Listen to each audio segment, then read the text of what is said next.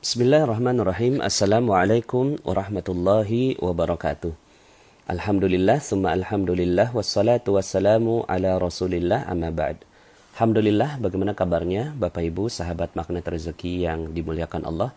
Semoga keberkahan, kejayaan, dan kecintaan dari Allah Subhanahu wa Ta'ala melimpah ruah kepada Anda semua, sehingga menjadikan hari-hari Anda begitu indah, begitu sempurna, dan insya Allah kita siap menyongsong hari-hari ke depan yang jauh lebih cerah, dan insya Allah kita dimatikan dalam keadaan husnul khatimah dan dimasukkan ke dalam surga Allah Subhanahu wa Ta'ala. Amin, amin, ya rabbal alamin. Bapak Ibu, dalam kesempatan kali ini saya ingin menyampaikan materi tentang jurus kerangkeng uang, ya, jurus kerangkeng uang. Nah, materi ini penting sekali Bapak Ibu, karena selain dengan beberapa materi-materi tentang magnet rezeki, bagaimana kita menarik rezeki dengan cara Allah Subhanahu wa Ta'ala, dengan cara Al-Quran, kita juga ingin melihat bagaimana Allah Subhanahu wa Ta'ala mengatur bagaimana keuangan itu dirapihkan dengan begitu baik, ya. Karena ada banyak syariat di dalam Islam yang mengatur tentang keuangan, ya. Dan ini yang akan beberapa sesi ke depan saya ingin sharing kepada Anda, ya. Salah satunya adalah bagaimana kita mengkerangkeng uang kita, ya. Jadi bagaimana kita mengkerangkeng uang kita, Bapak Ibu. Nah, kerangkeng uang ini Allah sendiri loh yang mengajarkan di dalam Al-Quran, gitu ya. Jadi Allah meminta kita untuk mengkerangkeng uang, karena uang itu ibarat hewan peliharaan, ya, hewan peliharaan yang buas, Bapak Ibu, ya, yang liar gitu ya. Jadi kalau seandainya Anda punya hewan peliharaan lalu kemudian nggak dijaga, itu udah pasti hilang, Bapak Ibu, ya. Jadi yang namanya hewan peliharaan, mau apa itu dia, kambing, ayam, ya, kemudian sapi, kalau Anda tidak buat pagarnya, Anda tidak buat kerangkengnya, Anda tidak atur, ya, bagaimana hewan peliharaan itu hidup dan seterusnya, yang terjadi adalah hewan itu kabur dan hilang. Yang sering terjadi pada kita kebanyakannya adalah karena selain dia tidak menjadi magnet bagi rezeki, ya, dia juga bukannya rezeki itu terkumpul malah hilang, gitu ya. Makanya banyak di antara kita, kok uang saya nggak kekumpul ya, gitu ya, kok rezeki saya ini kok nggak kelihatan bentuknya ya, karena bisa jadi kita tidak mengkerangkeng uang kita, ya. Maka hukum kerangkeng uang di dalam Al-Quran sedikitnya saya nukilkan dalam 2 ayat, ya. Dalam 2 ayat Allah Subhanahu wa Ta'ala itu berfirman dalam surat Al-Furqan ayat 67, ya. Bunyinya demikian, ini ketika menjelaskan tentang ciri-ciri ibadur rahman atau hamba-hamba Allah yang maha kasih, ya. Di dalam ayat yang ke-67-nya disebutkan cirinya, auzubillahi minasyaitonirrajim, walladzina idza anfaqu lam yusrifu wa lam yaqturu wa kana baina dzalika qawama. Dan orang-orang yang apabila membelanjakan harta, mereka tidak berlebih-lebihan dan tidak pula kikir, ya. Dan adalah pembelanjaan itu di tengah-tengah antara yang demikian itu, ya. Artinya apa? Allah menginginkan agar kita ini betul-betul smart, cerdas dalam urusan harta, ya. Jadi Islam nggak melulu, ya, berbicara tentang kita masuk surga, alam barzah, alam mahsyar, enggak. Tapi Islam juga mengatur bagaimana keuangan itu dirapihkan, gitu ya. Jadi Allah menginginkan kita ini tidak berlebih-lebihan dalam membelanjakan harta. Kenyataannya di lapangan ada banyak sekali orang yang berlebihan di dalam membelanjakan hartanya. Bahkan di dalam ayat yang lain, dalam surat Al-Isra, ya, dalam surat Al-Isra itu Allah mengancam, ya, akan menghancurkan rezeki bagi mereka-mereka yang punya ciri ini, Bapak Ibu. Jadi hati-hati kalau seandainya Anda udah melakukan semua apa-apa yang saya sampaikan dalam audio saya nomor 1 sampai nomor 22. Kayaknya hidup udah bagus banget, udah rapi, betul ya. Kita coba ya, walaupun saatnya, kalaupun belum rapi, Anda mengalami detox rezeki, gitu ya. Dalam rezeki Anda, oke, nggak apa-apa, sabar aja. Sedang proses detox kok, begitu ya. Nah, mungkin dalam proses detox yang perlu Anda lakukan adalah selain dosa-dosa Anda, ya, dosa-dosa kita semua. Saya juga punya banyak dosa, Bapak Ibu, ya. Selain dosa-dosa yang kita lakukan, seperti yang saya sampaikan dalam materi perisai rezeki, kita juga perlu melihat faktor-faktor yang lain. Jangan-jangan ketika kita menggunakan harta kita, itu kita berteman dengan energi tidak baik, yaitu syaitan, gitu. Ya, Allah sendiri yang di dalam Al-Quran menyebutkan dalam surat Al-Isra ayat 27, Innal mubadzirina kanu ikhwana syayatin wa kana syaitanu lirabbihi kafura. Sesungguhnya pemboros-pemboros itu adalah saudara-saudaranya syaitan, gitu ya. Jadi pemboros-pemboros itu saudaranya syaitan. Nah, bisa jadi nih ya, kita udah jadi magnet rezeki tapi malah hilang semua rezekinya. Karena ternyata kita menjadi orang-orang yang mubazir. Karena orang-orang yang mubazir ini, pemboros-pemboros ini, kanu ikhwana syayatin, saudara. Artinya saudara ini ikhwana syayatin. Dekat sekali Bapak Ibu ya. Jadi Allah menggambarkan tentang ikhwan ya, di dalam Al-Quran itu, innamal mu'minuna ikhwatun. Ya, sesungguhnya orang-orang yang beriman itu saling bersaudara. Lah, itu orang-orang yang beriman disebut saling bersaudara, artinya dekat sekali. Tapi orang-orang yang mubazir itu saudaranya sama setan gitu. Masya Allah kan Bapak Ibu ya. Jadi ternyata ya kan rezeki itu energi baik. Hanya bisa datang kepada yang energinya baik. Ketika gitu ya, kitanya ini sebagai temannya setan, setan ini energi yang gak baik gitu ya. Maka rezeki itu akan hilang juga dengan sendirinya. Jadi kita mencoba berusaha menjadi magnet rezeki dengan amalan-amalan yang kita lakukan lah gitu ya. Dengan berbagai macam amalan gitu ya, yang sudah saya sampaikan dalam materi-materi sebelumnya. Tapi kemudian tiba-tiba kita mengusir semua rezeki itu dengan sifat pemboros Bapak Ibu. Dengan mubazir gitu ya. Innal wa kana syaitanu lirabbihi kafura. Sesungguhnya syaitan itu sangat ingkar kepada Tuhannya ya. Jadi Allah nggak suka banget. Ketika Allah nggak suka sama syaitan, berarti Allah nggak suka sama temannya setan. Siapa temannya setan? Para orang-orang yang mubazir. Nah, sebelumnya itu dalam ayat yang sebelumnya itu Allah sebutkan gitu ya. Kenapa sih Allah sebutkan tentang pemboros ini?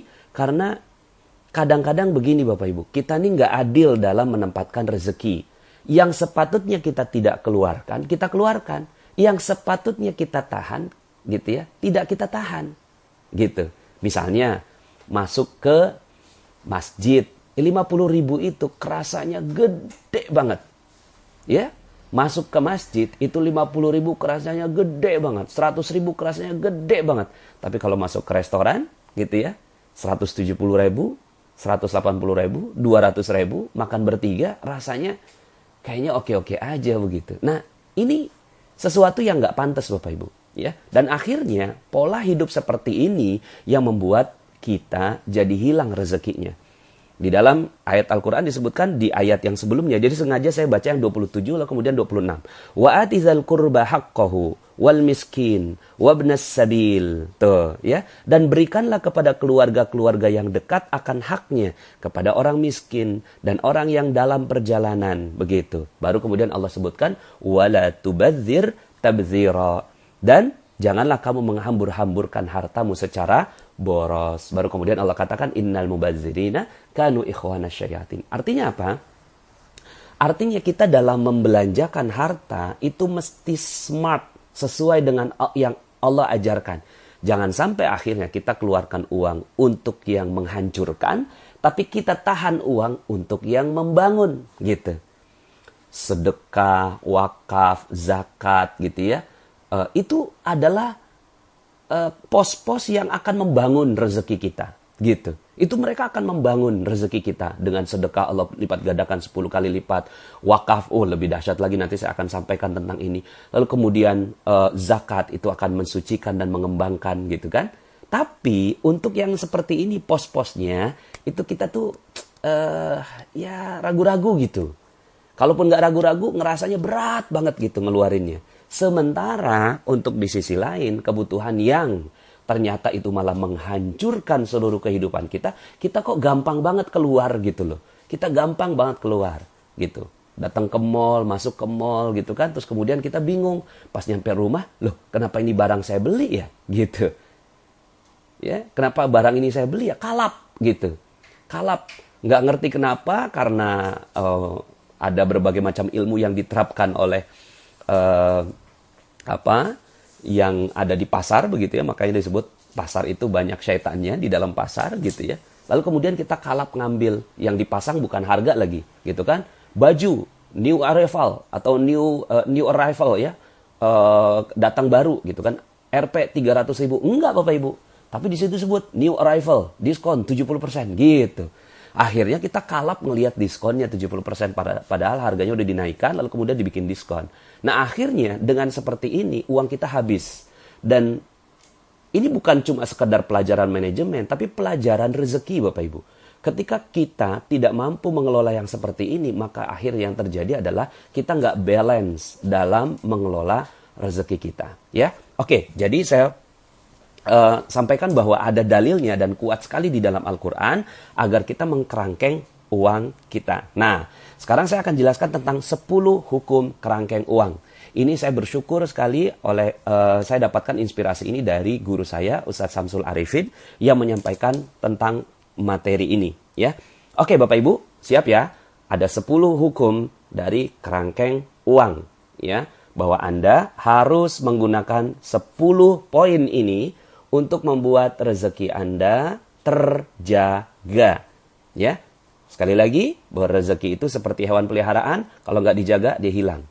Yang pertama, ketika Anda datang ke mall, ke pasar, ke keramaian, dan seterusnya, ya, maka Anda biasanya tertarik untuk membeli segala sesuatu. Dan para produsen biasanya menggunakan ilmu yang namanya hypno-selling. Dia menghipnosis Anda, ya, menghipnosis Anda sampai akhirnya Anda kalap, ya, terhipnosis, dan akhirnya Anda membeli barang itu padahal ternyata barang itu nggak dibutuhkan. Maka untuk memecahkan sihir itu, memecahkan sihir dari pasar itu, ya, Anda harus memecahkan Bapak Ibu. Itu hipnosis namanya. Itu hipnosis, hypno-selling Bapak Ibu. Hancurkan. Dengan apa dihancurkannya? Dengan 10 pertanyaan utama. Setiap Anda mau membelanjakan segala sesuatu, Anda harus tanyakan 10 hal ini. Yang pertama, apakah sudah ada rencananya? Gitu. Yang pertama, pertanyaan pertama, apakah sudah ada rencananya? Contoh, misalnya Anda datang ke mall, terus kemudian ada orang yang menjual alat penyedot debu, gitu ya. Alat penyedot debu. Kemudian dia bilang, wah penyedot debu ini keren banget karena dia punya kekuatan sampai bisa menghisap gajah begitu ya. Misalnya gitu. Terus kemudian dia berikan, oh ini kok gampang kok ini bisa dibayar cicil gitu ya. Terus kemudian, oh ini ada diskonnya, ada ini dan seterusnya. Kemudian akhirnya Anda terpengaruh. Langsung tanyakan yang pertama. Apakah sudah ada rencananya? Kalau belum ada rencananya, langsung Bapak Ibu pecahkan sihirnya, gitu kan? Pecahkan sihirnya, langsung jangan dibeli Bapak Ibu, ya. Apakah sudah ada rencananya? Belum ada kok rencananya, gitu ya. Anda belum pernah merencanakan bahwa Anda membeli penyedot debu, gitu ya. Kecuali kalau Anda sudah rencanakan, gitu ya. Jadi kalau Anda sudah rencanakan, tanya ke pertanyaan kedua. Jadi pertanyaan pertama, apakah sudah ada rencana? Kalau belum ada rencana, jangan dibeli. Kalau sudah ada rencana, masuk ke poin nomor 2. Yang kedua, apakah ada uang tunainya? Apakah ada uang tunainya? Gitu. Jadi ketika Anda beli, ada ditawarkan sesuatu, ya. Pertama, udah rencana belum? Udah ada. Memang lagi beli nih, lagi butuh penyedot debu gitu kan. Kemudian yang kedua, apakah ada uang tunainya? Gitu, ya. Jadi kalau seandainya harganya berapa, Mas? harganya ini 1,5 juta gitu. Bisa dicicil kok Bu gitu kan. Bisa dicicil 15 bulan ya. Sebulan 100.000. Kan gampang Bapak ya. Kan gampang Bu ya gitu. 0% kok pakai kartu kredit apa aja gitu. Bapak Ibu, tanyakan yang pertama ini apakah ada cashnya. Kalau nggak ada cashnya, jangan dibeli Bapak Ibu. Ya. Kenapa? Karena penelitian membuktikan bahwa orang yang membeli dengan cara kredit itu tidak punya rasa bersalah. Gitu. Orang yang membeli dengan cara kredit itu tidak punya rasa bersalah. Ya. Dia pandangnya gampang cuma 100.000 gitu kan. Tapi coba 100.000 dikali 100 barang Bapak Ibu. Udah 10 juta gitu ya. Sebulan gitu. Nah, Anda nggak pernah ngerti tentang itu. Nah, ini ada sihirnya di sini ya. Ada mantra di sini ya. Makanya kalau seandainya ini yang kedua nih. Kalau nggak ada cashnya, lebih baik Anda tidak membeli barang tersebut. Gitu Bapak Ibu ya. Jadi kalau nggak ada cashnya, jangan dibeli. Gitu. Kecuali, ini kecuali ya. Ya, kecualinya pasti ada ya. Contohnya misalnya kalau Anda mau beli rumah, kemudian ternyata ada orang yang mengajak membelinya dengan cara dicicil karena harga rumah itu naik gitu ya. Oke saja. Walaupun nanti akan ada ilmu baru yang akan saya sampaikan dalam ilmu berikutnya ya. Tentang bagaimana meleverage rezeki ya. Tapi sekarang kita kerangkeng dulu ya, kita kerangkeng dulu. Pokoknya sebagian besar barang, sebanyak mungkin barang yang memang tidak produktif itu belilah dengan cash saja Bapak Ibu ya. Jadi pertanyaan kedua, apakah ada cashnya? Kalau nggak ada cashnya, jangan dibeli. Maaf, saya nggak ada cashnya. Bisa dicicil kok. Iya maaf ya Mas, saya udah ikut kerangkeng uangnya Pak Nas gitu. Akhirnya apa yang terjadi? Anda menahan uang Anda Bapak Ibu. Ya, menahan uang Anda dan insya Allah uang Anda akan selamat dan Anda tidak menjadi temannya syaitan. Kalau seandainya sudah ada planning, ya, pertanyaan pertama, sudah ada planning? Udah. Ada cashnya? Udah. Yang ketiga, apakah ini need atau want? Apakah ini keinginan, gitu ya, atau kebutuhan? Kalau sekedar keinginan, ingin nih, saya inginnya sih, gitu ya, inginnya rumah saya jadi rapi, bagus. Bayangkan kalau seandainya ada penyedot debu gitu ya. Aduh, mohon maaf nih, kayaknya kasusnya penyedot debu. Yang lain deh, misalnya handphone begitu ya. Wah, kayaknya keren nih gitu kan. Saya kan udah punya handphone 1, sekarang saya mau punya handphone 2. Kalau punya handphone 2 gitu kan, saya jadi bisa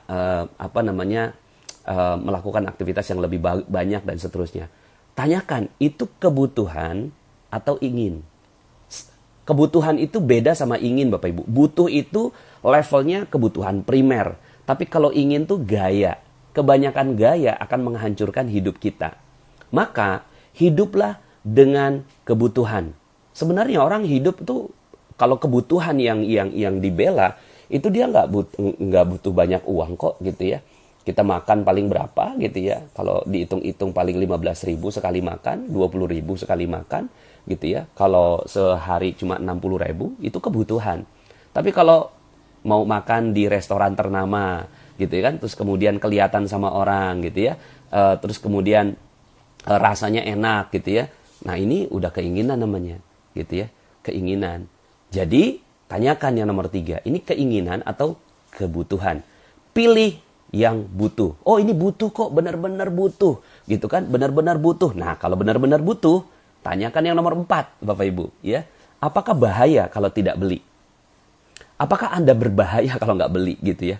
Waduh nih kalau saya nggak beli nih bahaya nih gitu kan. Misalnya handphone Anda rusak ya, handphone Anda rusak. Lalu kemudian akhirnya karena udah terpakai 3 tahun dan akhirnya udah nggak bisa lagi dipakai, akhirnya Anda datang ke pasar. Dia sudah ada planningnya karena mau mengganti yang baru. Kemudian Anda punya uang cashnya gitu kan. Sehingga Anda bersakit-sakit membeli handphone itu. Kemudian ketiga, ini adalah kebutuhan. Dan yang keempat, kalau nggak dibeli, saya bahaya nih. Bahayanya apa? Bahayanya karena saya tidak bisa berbisnis gitu kan. Tidak bisa melakukan aktivitas karena saya nggak punya handphone. Nah kalau itu boleh dibeli Bapak Ibu. Tapi kalau seandainya gitu ya, kalau nggak bahaya, nggak bahaya kok kalau saya nggak beli sekarang gitu ya. Kalau saya nggak beli nggak bahaya gitu, ya nggak usah dibeli. Tapi kalau bahaya, kalau Anda nggak beli maka dibeli gitu kan. Kemudian yang kelima Bapak Ibu, iya nih kalau saya nggak beli bahaya nih. Tanyakan yang nomor 5 Bapak Ibu. Pertanyaan nomor 5, apakah ada produk atau jasa pengganti yang lebih ekonomis gitu? Jadi Anda berpikir mulai nomor 5 ini adalah barang yang lebih murah, gitu ya. Apakah ada yang lebih ekonomis, gitu ya. Tentunya yang namanya murah relatif ya, gitu kan. Murah tuh relatif. Ada misalnya barang yang sepatu misalnya, gitu kan. Oh ini murah nih, cuma 125.000, tapi cuma dipakai 6 bulan. Tapi ada sepatu yang harganya gitu ya 500.000 tapi dipakainya 4 tahun. Nah berarti lebih, silakan dipilih-pilih gitu kan. Yang mana yang lebih ekonomis? Yang nomor 5 gitu kan. Apakah ada yang jauh lebih ekonomis? Oke, ternyata ini sudah ekonomis gitu kan. Nomor 6 gitu kan. Apakah ada cara lain yang lebih ekonomis gitu? Ada nggak cara lain yang lebih ekonomis gitu Bapak Ibu? Mungkin dengan barter, Anda membarter dengan kemampuan Anda, usaha Anda gitu kan. Terus kemudian akhirnya usaha Anda laku dan akhirnya Anda mendapatkan sepatu yang tadinya harusnya Anda beli dengan harga 500.000 gitu kan. Tapi ternyata karena Anda membarter dengan usaha Anda akhirnya bisa dapat diskonnya. Begitu ya Bapak Ibu ya. Jadi cara lain yang lebih ekonomis. Ada nggak cara lain? Yang ketujuh ya. Oke, ini ada cara lain gitu kan. Tanyakan nomor 7 Bapak Ibu. Bisa ditunda nggak gitu? Bisa ditunda nggak? Pikirin gitu kan. Apakah ini bisa ditunda? Kayaknya masih bisa nih ditunda gitu kan. Seminggu lagi, ya, 2 minggu lagi, 1 bulan lagi, ya, 2 bulan lagi. Tunda Bapak Ibu. Kalau memang masih bisa ditunda, tunda. Kecuali kalau memang tidak bisa ditunda. Ini kayaknya saya berbahaya kalau nggak beli alat ini. Kemudian ini udah sangat-sangat ekonomis. Caranya juga udah paling ekonomis. Dan udah nggak bisa ditunda. Silakan dibeli. Gitu. Tapi kalau nggak, jangan dibeli. Nomor 8. Ya. Dan ini yang paling penting Bapak Ibu. Yang paling penting nomor 8 ini. Gitu ya. Apakah bisa menghasilkan more money setelah pengeluaran ini? Apakah bisa menghasilkan uang lebih setelah pengeluaran ini? Ini yang harus Anda pikirkan. Nah, ini mengajak orang berpikir produktif, bukan berpikir konsumtif, gitu ya. Kalau saya beli barang ini, maka apakah hidup saya jadi jauh lebih produktif? Contoh misalnya, ya, beli motor, gitu ya. Beli motor ternyata Anda berpayah-payah gitu kan, naik angkot sampai akhirnya Anda bisa ngumpulin uang gitu kan. Lalu kemudian akhirnya gitu ya, pas Anda mau beli motor, ini saya beli motor ini dan setelah beli motor bisa kok gitu kan menghasilkan uang lebih dari pengeluaran ini. Nah, kalau memang nomor 8 ini memenuhi kriteria Anda, maka gitu kan belilah barang yang produktif Bapak Ibu. Termasuk yang produktif misalnya ya, apakah kalau seandainya beli AC gitu ya, jauh lebih produktif, bangun lebih segar. Ya kalau memang itu kebutuhan Anda, it's okay. Maka setiap orang kebutuhannya berbeda. Ada yang butuh AC, ada yang butuh cuma kipas angin gitu kan. Tapi yang jelas, apakah kipas angin itu gitu ya lebih produktif gitu, menghasilkan more money atau menghasilkan lebih banyak sakit? Misalnya orang yang sudah terbiasa hidup di AC, kemudian ternyata dia beli kipas angin untuk menghemat, malah ternyata setelah itu sakit. Nah ini malah jadi nggak bagus juga. Artinya apa? Artinya setiap orang punya gaya hidup dan pola hidup berbeda. Cuma pertanyaannya tetap sama. Apakah bisa menghasilkan more money? Gitu kan? Uang lebih setelah pengeluaran itu. Ya. Kemudian yang ke-9. Apakah memberikan manfaat yang permanen atau sesaat gitu?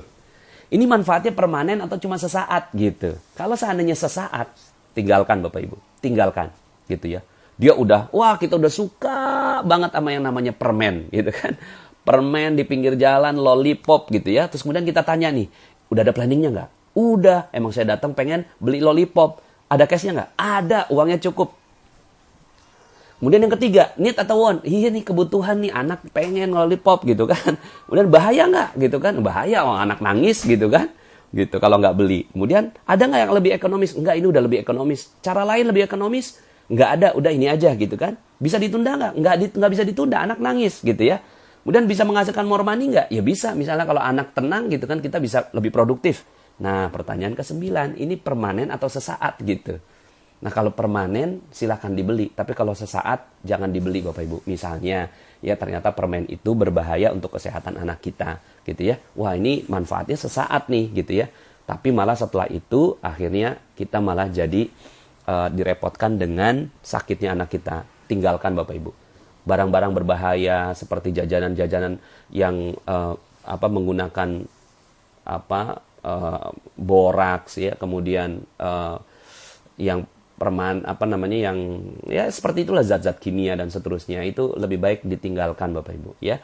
Nah, kemudian yang ke-10 gitu kan. Yang ke-10 Bapak Ibu, jangan bawa cash gitu ya. Jangan bawa cash. Kemana-mana uang di dompet itu ya sedikit sekali ya. Hanya untuk cukup transport gitu ya. Terus uang cashnya di mana? Uang cashnya nggak apa-apa di ATM ya. Nggak apa-apa juga di ATM. Ya, cuma Anda dirapotkan untuk setiap beli gitu kan. Setiap beli segala sesuatu Anda harus pergi ke ATM. Nggak apa-apa. Dipersulit untuk mendapatkan uang gitu ya. Jadi Anda berpayah-payah. Jadi kalau seandainya Anda sampai ke yang ke-10 ini udah semuanya butuh, terus kemudian uang cashnya nggak ada. Ya udah nanti saya ambil ke ATM dulu. Akhirnya memang membutuhkan effort. Kalau Anda sepanjang perjalanan ke ATM itu sihir hypnoselingnya hilang gitu kan, akhirnya Anda nggak jadi beli gitu ya Bapak Ibu ya. Nah, jadi Bapak Ibu ini adalah 10 hukum kerangkeng uang. Yang perlu Anda lakukan adalah catat kembali. Ya, catat kembali ini, kemudian tulis di kertas Anda, masukkan dalam dompet Bapak Ibu, ya, dilaminating, gitu ya, dilaminating, masukin dompet. Setiap membeli sesuatu, kemudian Anda baca. 1, apakah sudah ada planningnya? 2, apakah ada cashnya? 3, apakah ini kebutuhan atau hanya sekedar keinginan? Ya, yang keempat, apakah bahaya kalau tidak beli? Yang kelima, apakah ada produk atau jasa pengganti yang lebih ekonomis?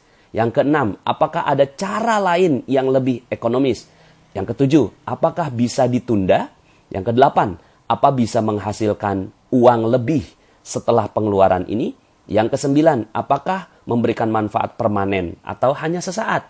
Yang kesepuluh, jangan bawa uang cash. Catat ulang, tulis, diketik yang rapi, bikin kecil seperti KTP, laminating, dan itu menjadi identitas Anda. Dan niatkan ketika Anda mengamalkan ilmu ini agar Anda tidak menjadi temannya syaitan Bapak Ibu ya. Bahwa semua barang-barang yang masuk ke dalam rumah Anda benar-benar barang yang dibutuhkan.